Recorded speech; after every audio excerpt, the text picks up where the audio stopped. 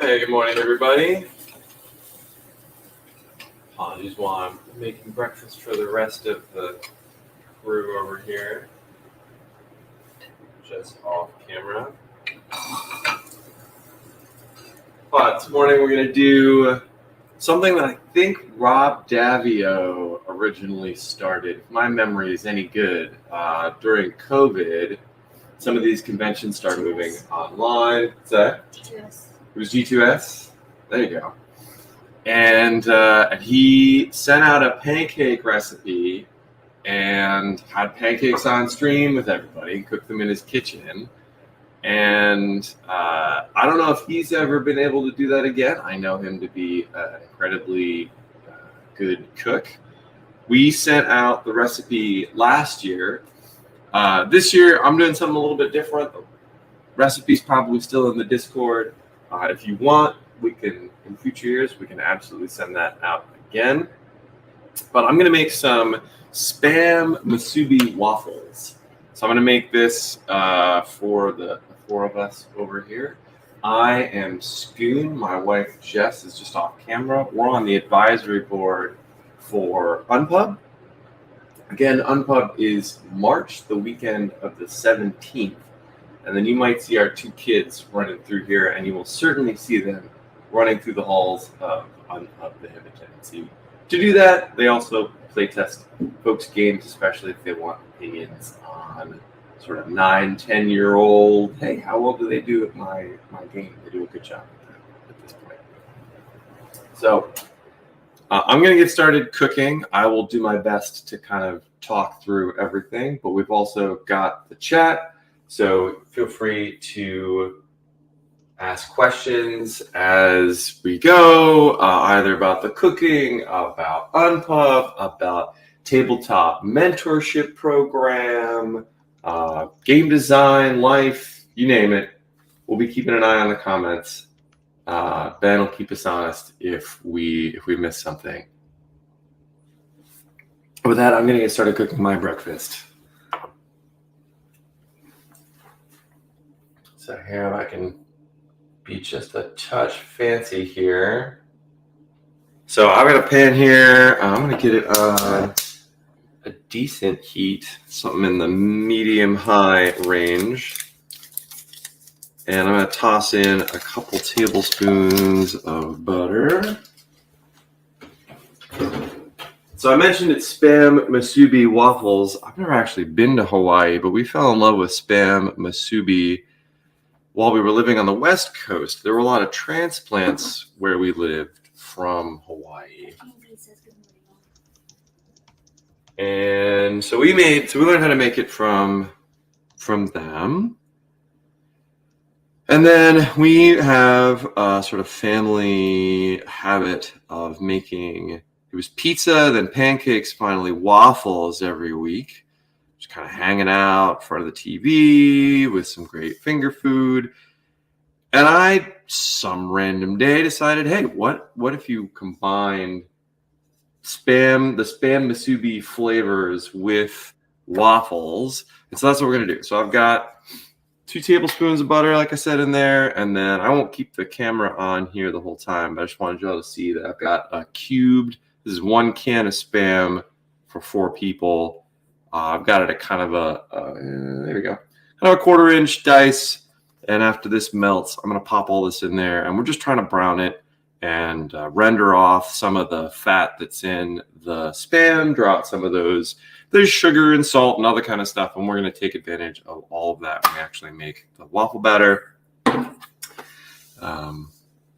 Yeah, so that'll just kind of be sitting there for a little while we move on with the rest. How's everyone doing this morning? See a King Bee. Good morning, a King Bee.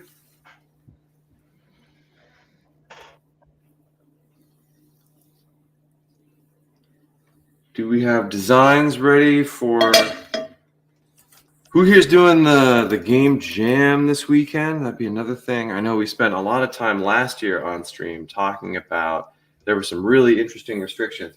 And I saw the game jam details again this year.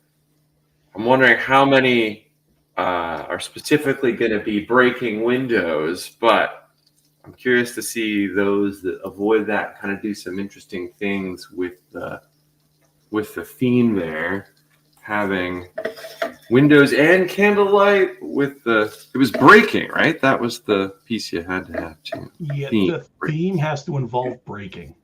Yeah. This is the voice of God.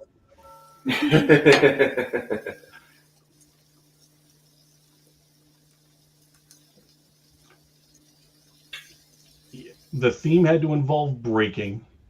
The game had to include candlelight and windows, and could not have dexterity. Yeah. So no dexterity games. You're trying to break stuff. That's strictly out. Poor MB. Yeah, root canal this weekend. Woof.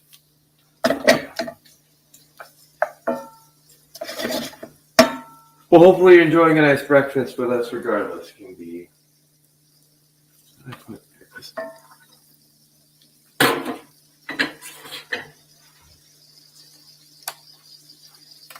that going too.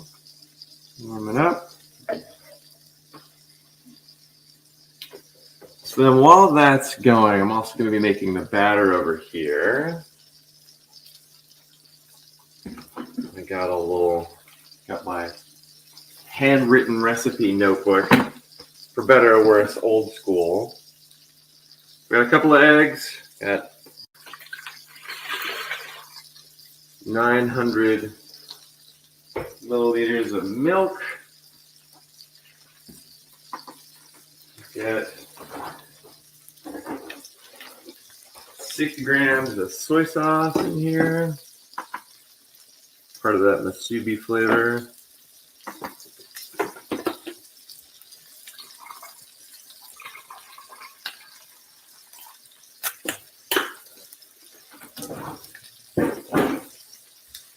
I'm sure y'all can see the dog desperately hoping that I'm making pancakes and that some fall on the floor. She's going to be sorely disappointed today, but I'll make it up to her later.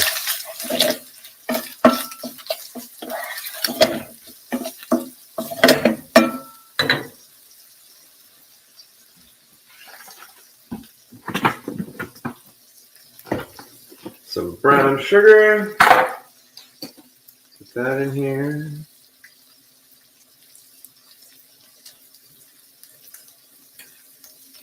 More. I don't know if you can see, I've got a scale down here, so I'm kind of weighing everything out. Makes it much easier if I'm measuring a whole bunch of stuff at once to just rip through watching a number, dumping stuff in, and getting out all the scoops and the measuring cups. But it keeps it consistent. And now, especially with two kids who have these things called opinions, so much easier to just be consistent, and they like what they like. Keep these moving around, trying to burn them, but still be, well, maybe you are going to get a piece. Want to show off? Clean. All right, out. All the way. And down. There you go. All right, 10 grams of vanilla. Out of the money.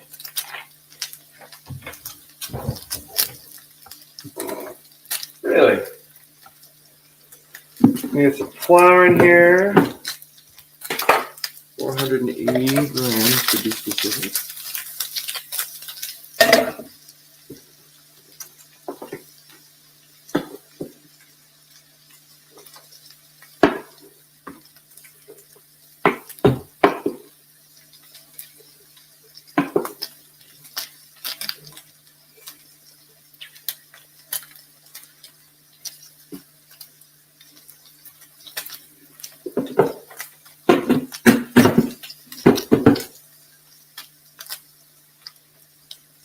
And last, for the dry, we've got some baking powder.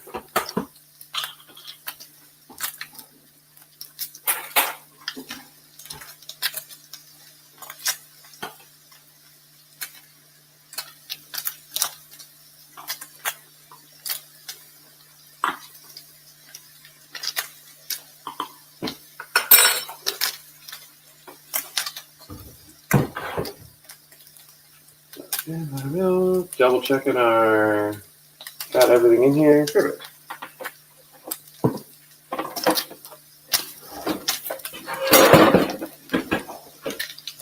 Yeah, got spam going. I got the batter going. Oh, yeah, they will give you a link to the spam recipe. There you go. Yeah, not familiar. So we got, usually it's like a waffle iron. Usually it's like a plank of spam cooked in a sweet soy sauce. And then you put it on top of steamed kind of sticky rice with a strip of nori around it. So what we're going to do, we're going to brown the spam separately. We're going to put all that sweet and soy right into the batter. And then you'll see in a second here, I've actually got our strips of nori, and we're going to get this sort of shredded and in the batter. You can get that in there too. No rice, we'll just have the waffles instead. These are finally starting to brown. Rice flour next time. Right? Yeah, make it gluten-free. Should try that. I haven't tried that way before. I'm gonna whisk up all our batter that we prepared.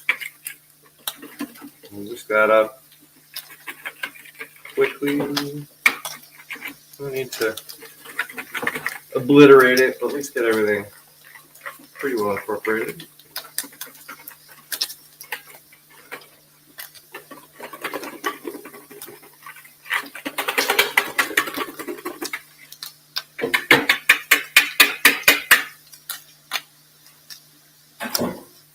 And then we'll just kind of fold in the nori and the spam, considering they'll just get caught up all in that whisk once we do that. All right. Making good progress here. So, and nori.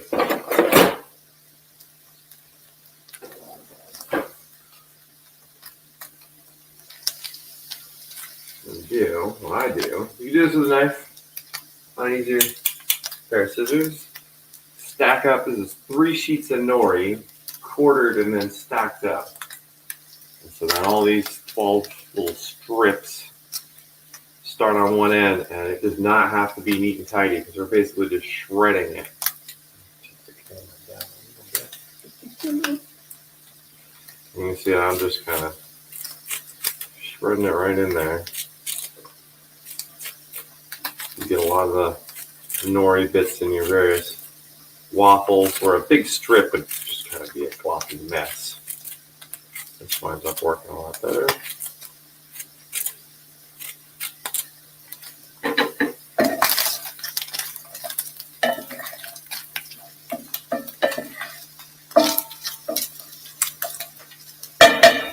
Try to not burn that. I think because nori can be so salty, I'm surprised you kept it in the recipe. So, I don't know where you are. Depending on what you're finding, you can certainly get, there are a lot of nori-based snacks or, nori snacks or nori wrapped things that certainly can be salty. But nori in general should be pretty mild. It's a dried sheet of seaweed, and it should not, in my experience anyway, it doesn't have a ton of salt. I'm not sure. I've certainly had plenty of salty things with nori in it, but nori by itself, if you get it, say, for sushi or something like that, it doesn't have not a lot of salt in it. The thing that is salty, though, is the spam. So I will give you that this does wind up a bit on the salty side as a dish goes. But I don't believe that's the fault of the nori. I think that's the spam, really. There's no other salt in here. Normally you put a little salt in a batter for waffles, but we're not going to add any extra. The spam will bring plenty.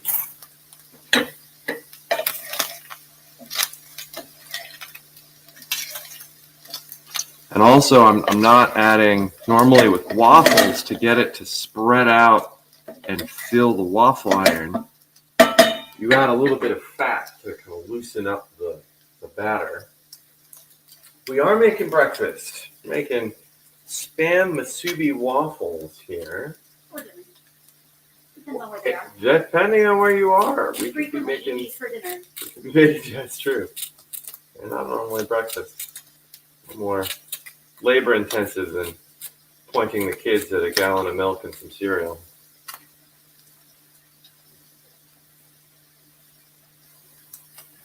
Yeah, we're talking about musubi in general and kind of the different ingredients.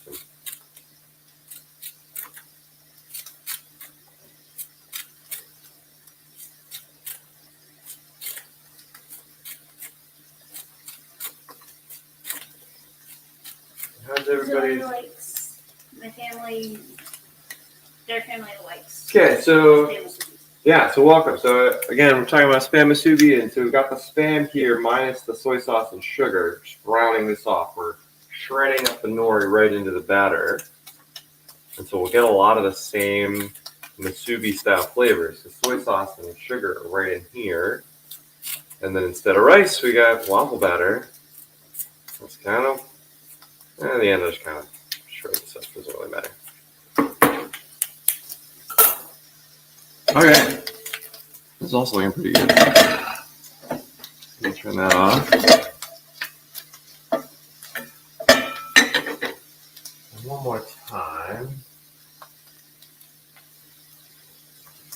I mean, you can see that we've got a lot of decent color on here. A little brown, nice little brown bits on the various bits of Spam. You could go a lot further with this, but for the interest of time and hunger, right along. So we've got our batter here. We've got our Spam and a warm waffle iron. So I'm just gonna take this, fat and all. Remember, we want the fat so it kind of loosens up some of the batter that we've got, sort of protein and starch and everything we've got in here. So we're just gonna dump the whole thing in instead of some other oil. That little butter that we started with and the fat that was already in the Spam. Just gonna go right in like that. And then let's see if this camera actually will help better. And you can see a little bit. I'm not gonna set it down on our hot stove. You can see that we're just folding it. We're not really whisking it because we don't want to just have one big glob of nori on our whisk.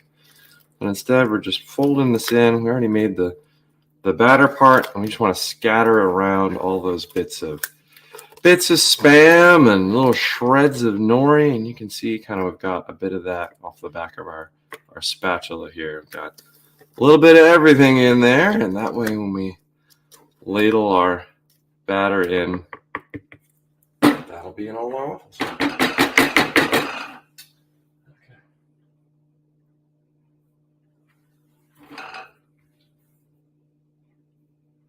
There we go. And then we'll keep this around. We want that at the very end.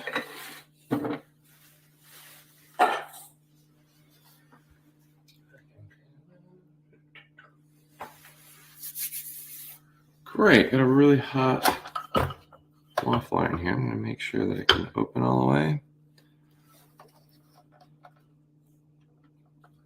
Normally it's sitting right here. So I'm going to catch the drippings.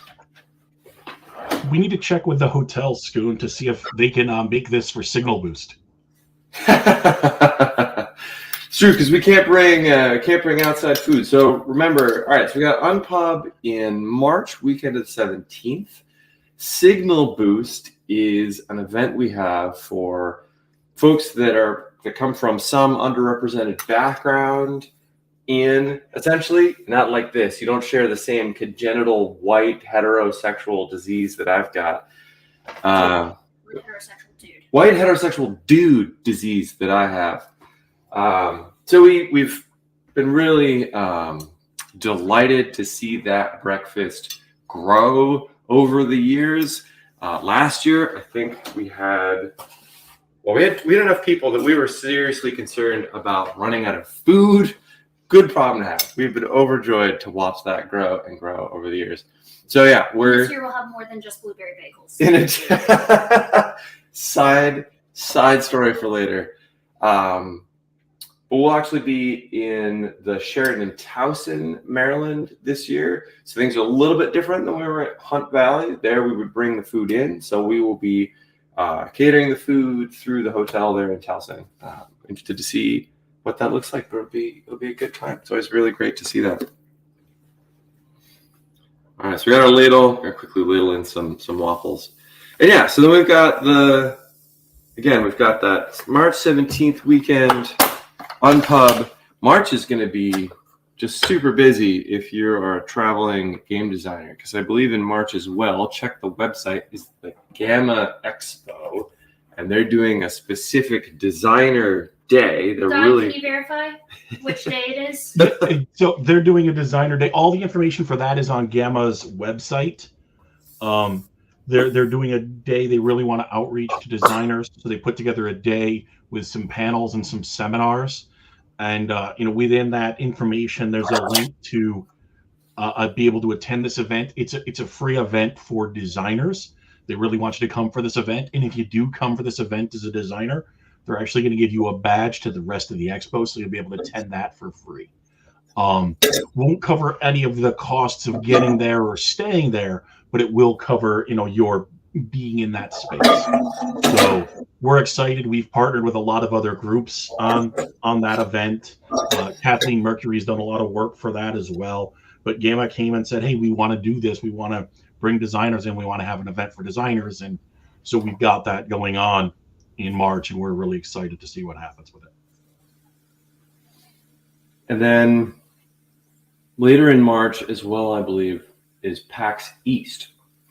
And I feel like as I've been involved with Nonepub, the number of other shows that invite us to come and establish a playtesting presence there, tabletop presence there, has grown and grown. And I think some of that is also just that presence in general has grown. And so that'll include PAX East this year.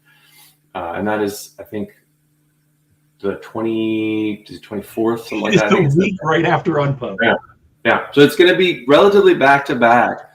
Gamma Expo, again, free badge for the Gamma is still, kind of the primary tabletop trade organization.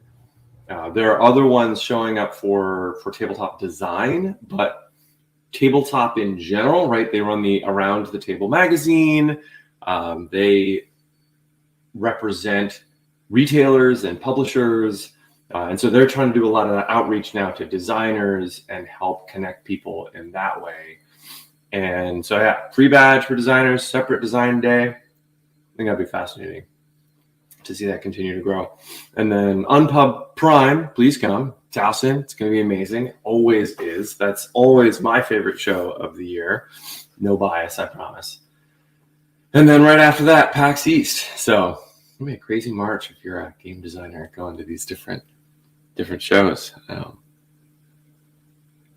Yeah, and then on top of that, we've got the tabletop mentorship program.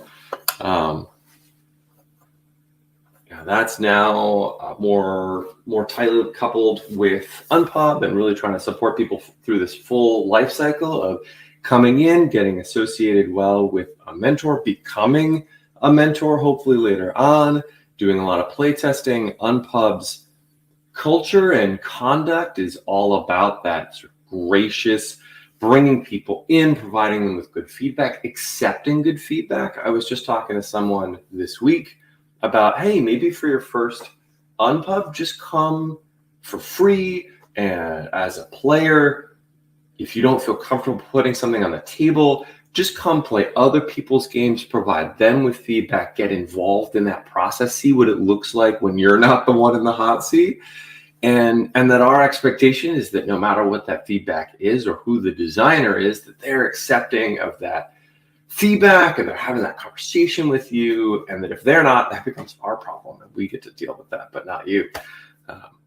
And I think that resonates a lot with people, especially folks that aren't as comfortable with just jumping into something like this fresh, knowing that they've got the support from a group like the Unpub staff, I think really helps Katie people. is asking, how together should a game be to bring for playtesting at Nonepub? So last year, I brought. You grab a tray. I have to go upstairs to get it. Oh, then I'll choose wait. Last year, actually, from Nonepub. First waffle. How about that? There we go. From Nonepub, I designed a game from the Game Jam, and I took that to Unpub Prime and ran that on the table, and it was index cards and Sharpie. That is how, in my opinion, that's about how done it needs to be to go to Unpub Prime. Is someone can read the card and they can play it. I think that you get the best results if your game is in a state where someone else can play it with minimal input from you, right? I don't even think that's a requirement. I just think it helps immensely to get the kind of feedback that you get when totally random strangers are coming through and sitting down at your game and playing it and giving you feedback. You can, I think I've seen people sit down and play the game with everybody. I've done that a bunch. I try to do that earlier in the process than Unpub Prime, to sit down with people, play it with them, and that way I can kind of help it go on. Where that works really well is in the after hours playtesting, where it's, all right, let's sit down, do some dynamic design is what that's called, which is, I have a game, it's not done yet. Here's the idea. Here's maybe the core loop.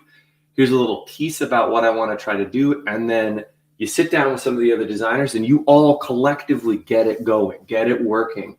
Hey, what if we changed this, added that, took this card out, added this one in? Again, index card, write a new one on some Sharpie, throw it in there. Or I'll often have mine printed on paper. I do a lot more card games. So print it on paper with a junk card in the back and a sleeve.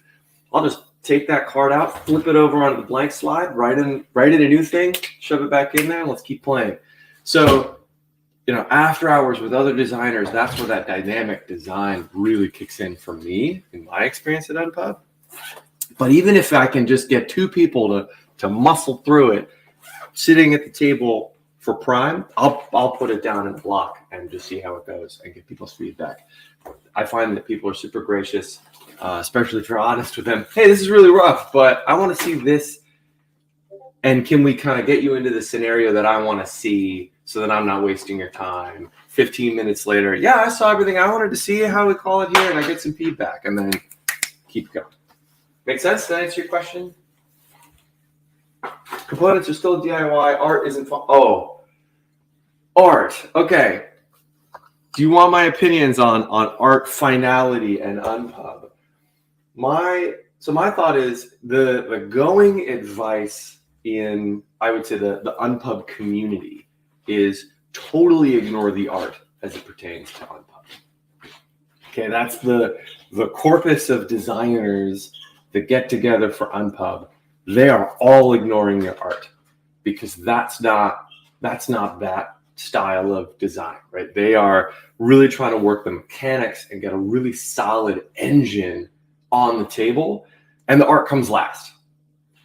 I'm somewhere in between that and Ryan Lockett, who develops both in parallel, right? So Red Raven, something like that, his publishing company. Ryan Lockett did Sleeping Gods and Near and Far, Above and Below. As a visual artist, he develops both in parallel. I'm somewhere between. I think that art, graphic design in particular, I'm losing that one. All right, so this one's sticking. I'm gonna take a chopstick and I'm gonna run the chopstick along the top and bottom and try to unstick this from the actual iron here. It tastes the same, turns out. Taking Zoe's point here about graphic design being somewhat important, I think the art, it doesn't need to be pretty, but it needs to be functional. You want to, your graphic design should make sense. If you can have icons instead of a paragraph of text, try those things. What do you think about that, Scoon? No, I totally agree. And for me, hold on, needy waffle iron. For me, I agree. And I guess where I'm coming from is, yes, have that icon. You'll see a lot of designers. So I want to encourage you. You'll see a lot of really experienced designers at Nonepub who have an icon and it's ugly. The icon is just whatever they pull off of the Noun project or something. And that's great. And it totally works. And they are walking, living, breathing proof that that works as a designer. In my case, I go that little bit further to keep iterating on the icon. And if the icon itself can help convey a bit of what we're doing, right? So I'll open up a graphic design tool like Sketch or Affinity Designer, and I'll start tweaking those icons and really trying to make them help sell the mechanics. But that's not a normal. So he also often uses emojis for your icons. Emojis? Okay. Zoe, thank you. They're an incredible first, maybe last. I don't know. I've never shipped one with emoji in it, but I think they're amazing icons to get your idea across because people know these things already. They already have so much meaning kind of baked into them. Nice, King B. Yeah, I hope you bring the first card game. Just like I said, my experience, I have the best results when the players are self-sufficient and I don't have to say anything because I can just watch and take notes. And I can really hear from their experience, and I can just listen and learn. But I agree with Zoe I feel like Zoe and I are very kindred in the graphic design being a part of the design process, that I want the graphic design to learn from the play tests just as much as the mechanical design or the content design is learning. But I'm also not a visual artist, so I'm not sitting there drawing a lot of this art out. I'm really more focused on the layout and the graphical design and the sort of visual hierarchy on a card, right? And really making sure that someone is able to scan it quickly with things like what typeface I'm using or weight or size, layout. And regularly it's just a big empty block up top. No art at all, which I think is less common in RPGs because you're trying to sell, or in anything where you're doing world building, because you're really trying to sell that world, and that art is a lot more important. Credit again, Brian Lockett. I think that's a lot of what he's up to is, hey, I'm really trying to build this world and pull you in, and therefore this art needs to constantly support it. Does that make sense? Questions? Anybody disagree with me? Think that I'm taking the wrong approach or that King B should take a different one?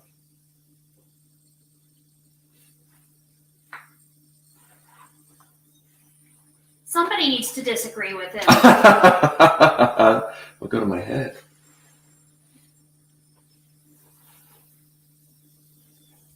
We did have a request in the Discord for the recipe, so we will need to get that from you so we can post it later. All right, we'll do that. I'll make sure that it's all handwritten over here, but I'll make sure to type up my chicken scratch into something useful. Maybe I can make Jess do it. So Tuesday wants to try it, and Ty asked for the recipe. There you go. Make a game about waffles. That would be. I don't know. There's the pancake. There's different pancake games, right? I haven't actually met Kat yet, but I feel like she can make a game out of anything. So I feel like that's a challenge for her. I'm also. I'm typically a mechanics first designer. So that'd be interesting to try to start with a theme and make it something about waffles. I don't know. I'm trying to think about a game. I'm trying to think of a game that has waffles in it. Can anybody come up with a game, even if it's just in the content, not anything to do with the mechanics? Like what's a game that has waffles. Heather's typically theme first. That one doesn't surprise me. Not at all. If you know any of the 9th level games and you kind of know the themes for those, I think that's not surprising. Those themes really come out, and I feel like 9th level games, the mechanics serve the theme and not, in my case, usually it's the other way around. The theme is there to help the mechanics. Board Game Geek lists 3 games with waffles in the title. Okay. 2023 release with no image, Waffles versus Pancakes. No rating, but apparently I can buy it on Amazon for $15. Okay. Essen, Waffles and Crepes. Has a rating of 6.29. Has 7 total votes. Was released in 2014. Okay. And a game called Chicken and Waffles has no ratings. Huh. I feel like we've seen that one. Chicken and waffles? Yeah. I think so. Waffles versus Pancakes, the Ultimate Showdown is by What Do You Mean? And it is available on Amazon for $15. Interesting. You're not getting confused with chicken fried dice, I hope. No, I am not. Here, I'll even post No, I was the link. talking. Sorry, Jess was saying that she thinks we've seen the chicken and waffles one. I don't know. What was the release year for chicken and waffles? For Chicken and Waffles, it doesn't have a release year. It looks like it might be a prototype because it says looking for a publisher for the publisher spot. Ah, okay. Does that mean we should reach out to them and let them know about Nonepub? There's a description from the designer. Maybe. King B says you could hack for goo into being about waffles instead of soup. Interesting. Yeah? Yeah, different people contributing. Yeah. I feel like for a lot of places, the waffles, it's about the conveyance for the toppings. So Maybe people are contributing toppings. Waffles versus Pancakes has blindfolds and plastic spatulas. What? You said this was 20. Is that the 2014 one? 2023 release from What Do You Mean?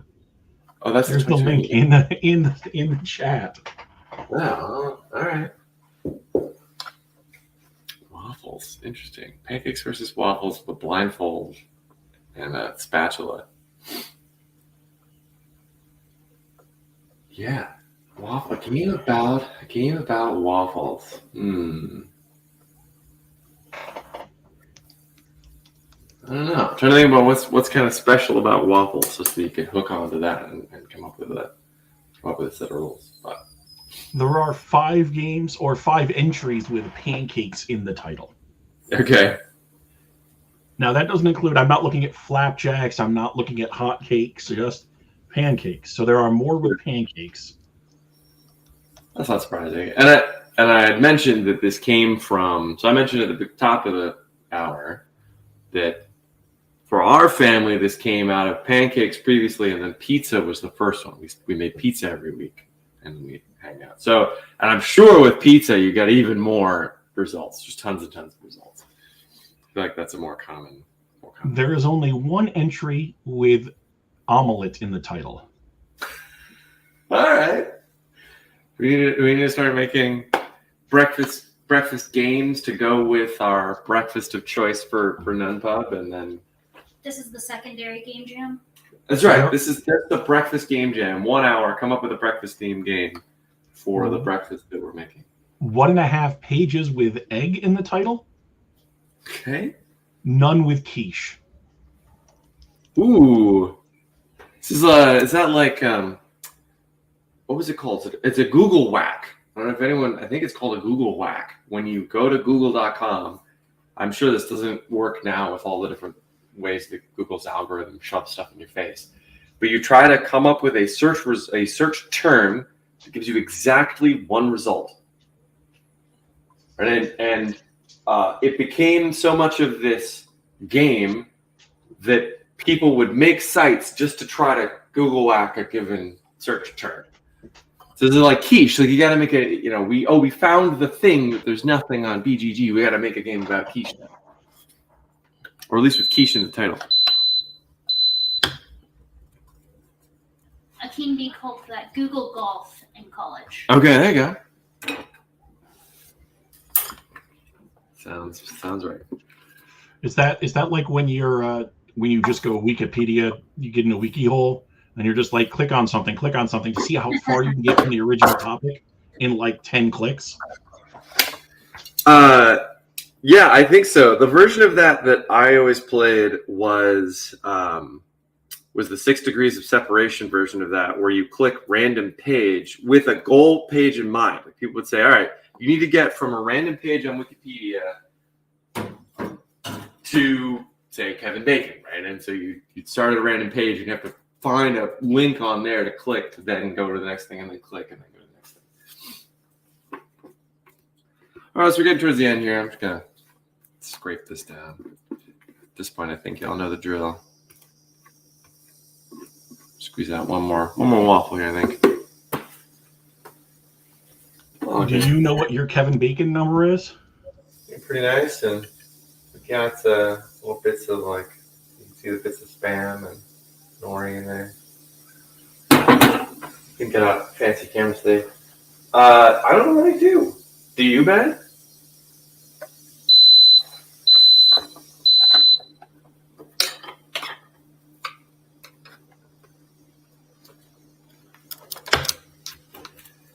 It'd probably be, let's see, let me do the math really good here.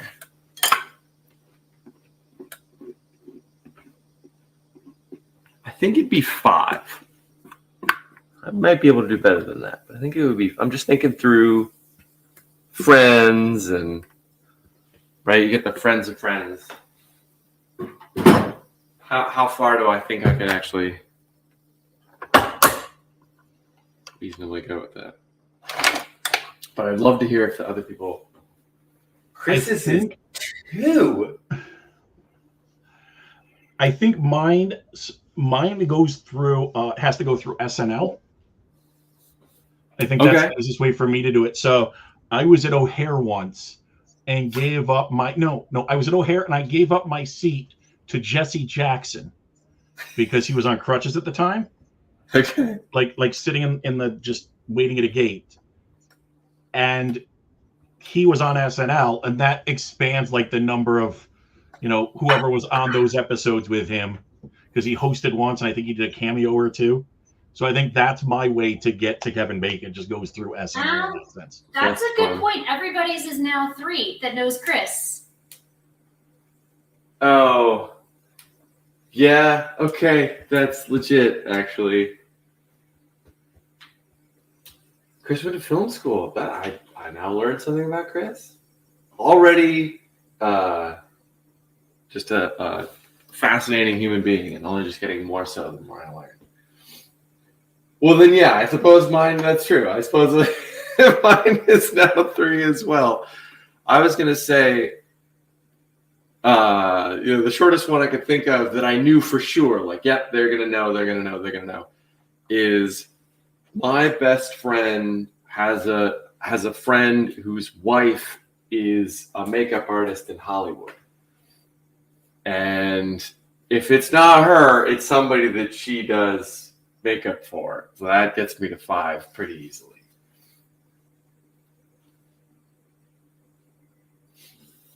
Although if you're going to go to give up a seat, like I know these friends of friends in that first few, so that might shorten it a little bit. 3, I don't think I could get to 3. If you're going to rules lawyer the Kevin Bacon number game, I think you might be in the right breakfast chat if you're going to rules lawyer. You might be in the right Discord if you're going to rules lawyer the Kevin Bacon game.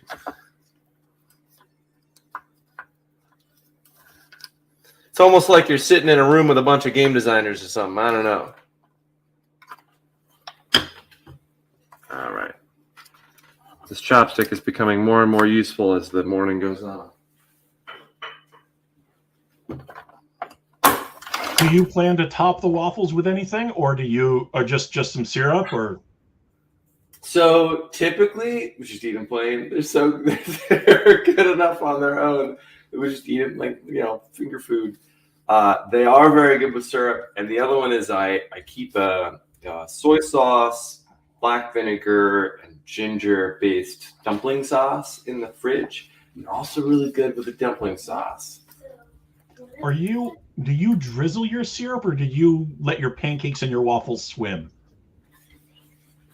Do I drizzle the syrup Do or you put a little syrup on, or do you put like my mom? My mom is a swimmer. Like, okay? there's leftover syrup on her plate at the end. I'm a drizzler. I definitely grew up trying to get a bit of the pancake syrup into every well of the waffles before I would then eat them.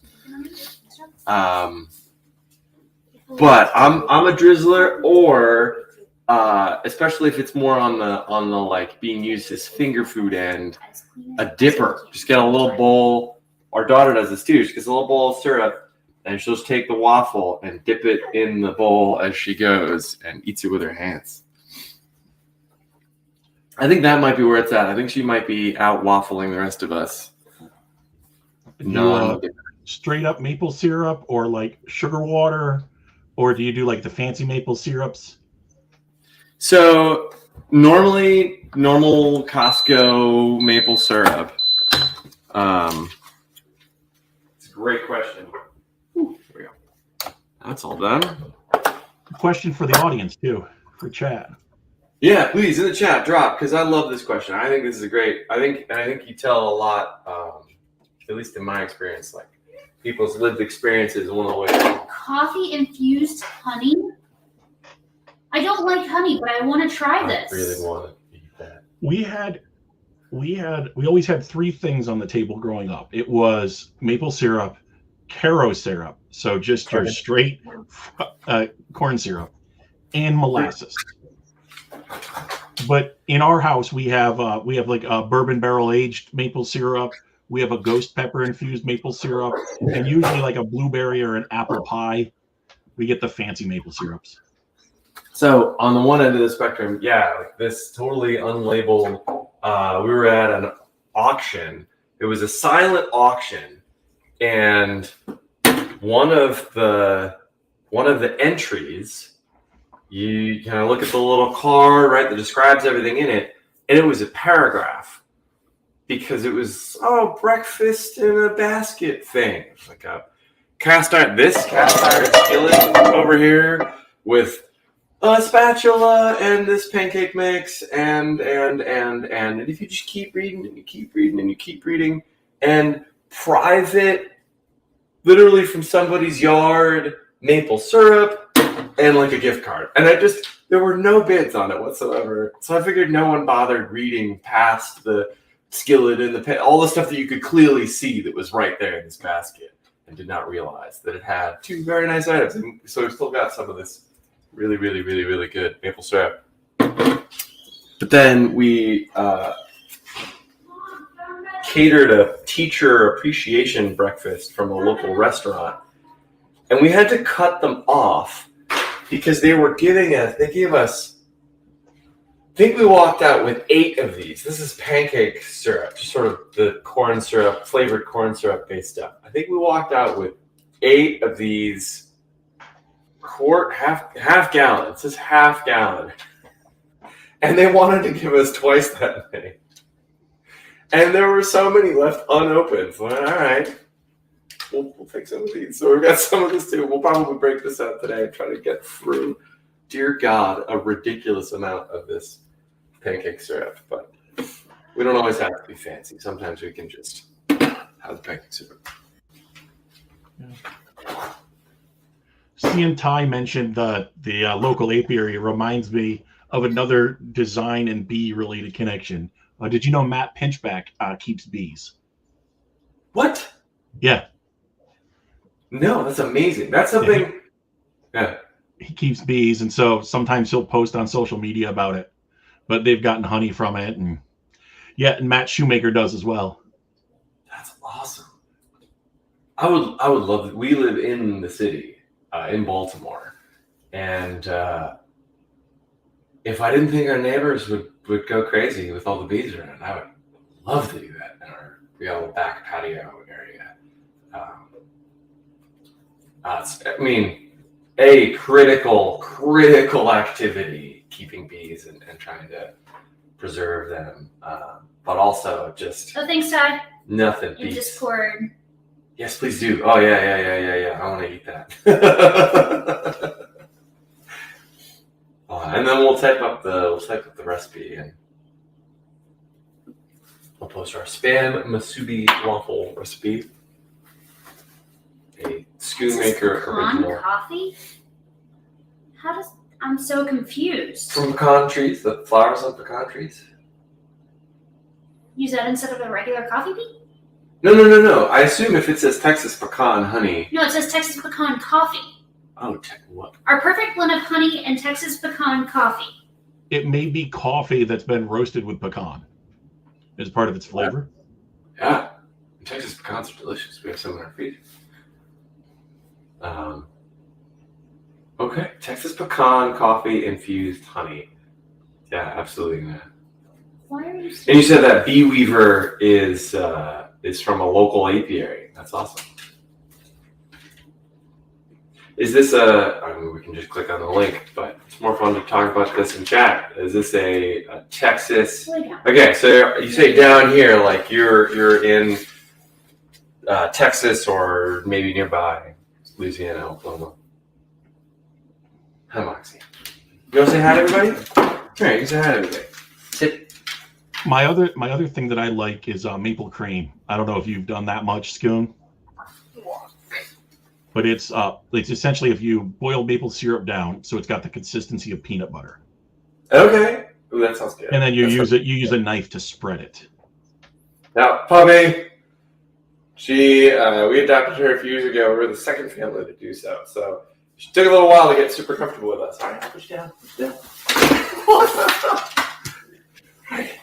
But she is just 60 pounds of muscle and energy and love and just... People will come over to our house and she'll bark, and they'll initially, everything okay? And I say, yeah, actually, she's not barking at you. She's barking at me. She's barking because she's mad. I won't let her say hi. She'll sit. The crate door is wide open, but she'll sit in the crate and wait for her to calm down. And she gets super upset with me that I don't let her come out and say hi to everybody. They have a peppermint infused honey. Ooh, that also sounds good. That's very good. Really, Moxie? You're gonna beat out the waffles. You're gonna be the highlight. How could you do that to me? It's rude. That's what that is. I mean, she's cute. She is cute. It's true. Well, yeah. So I don't know. Do we have just the hour, Ben? Do we have longer than that? We have the hour. We have as long as you want to stick around. The next panel starts at 11:30. Okay. Cool. So again, but again, really quickly, I just want to make sure that everyone who's hanging out on Pub Prime, that's our big event. It's I'll tell another little story about Unpub, which is we were on the West Coast for a while. And I used to work in video games, and one of the last things I did before that company went away was to digitize a card game. And nothing ever happened with it. Years pass. I want to get back into game design, and I know that tabletop is going to get me away from my computer, quite frankly, and I really wanted to work on that card game again. Got in touch with other designers. Yeah, it's cool. We don't really care anymore. So I started working on it again. And I knew that critical to any creative project's success is feedback. So where am I going to go get feedback? Got connected to a local game design group in the Seattle area.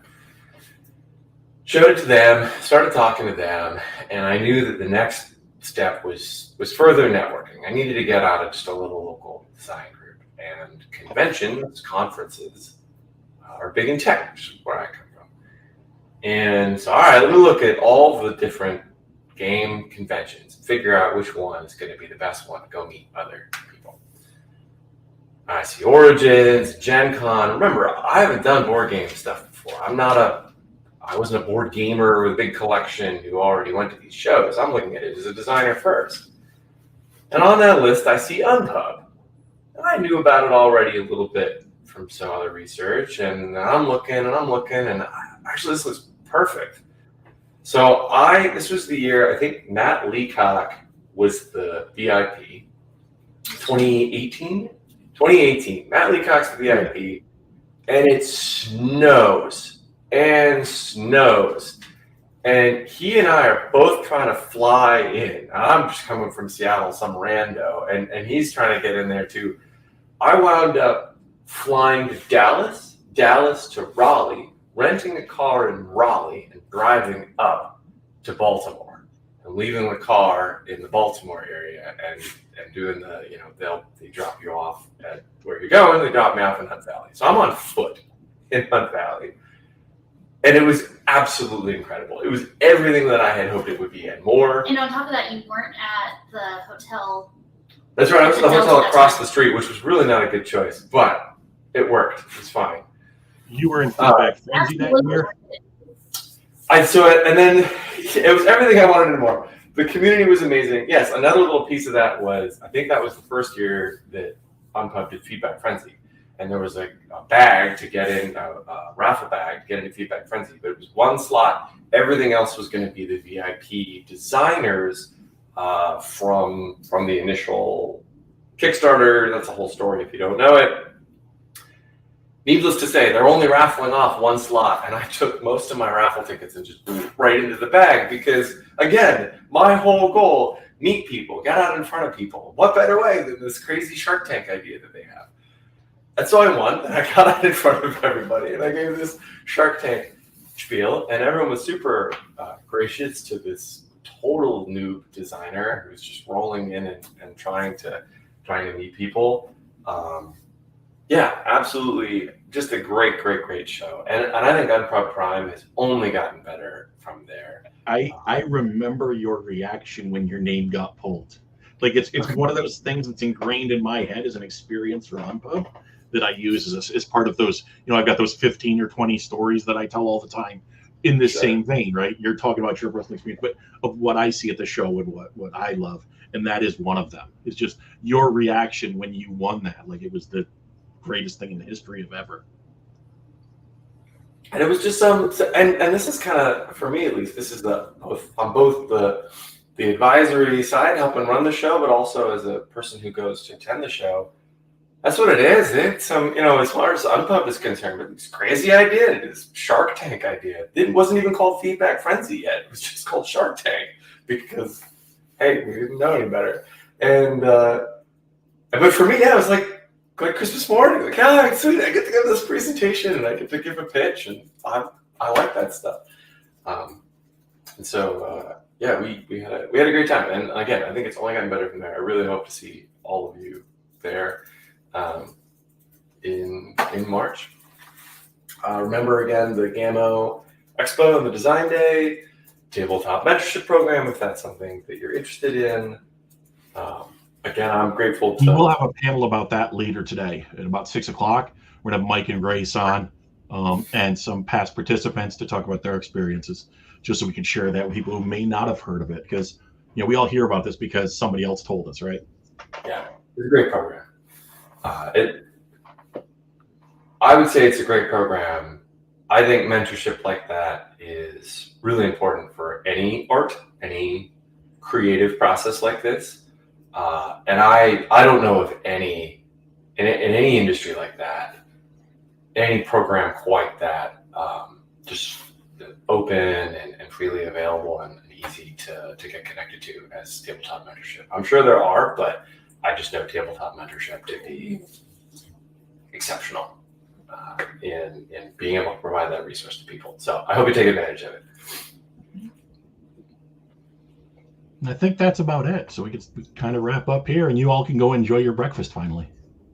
We'll do that. We're going to go enjoy our waffles. Thank you, everybody, for coming. Again, we'll post the recipe to the Discord as well for anybody who wants to make it themselves, and we'll see you around.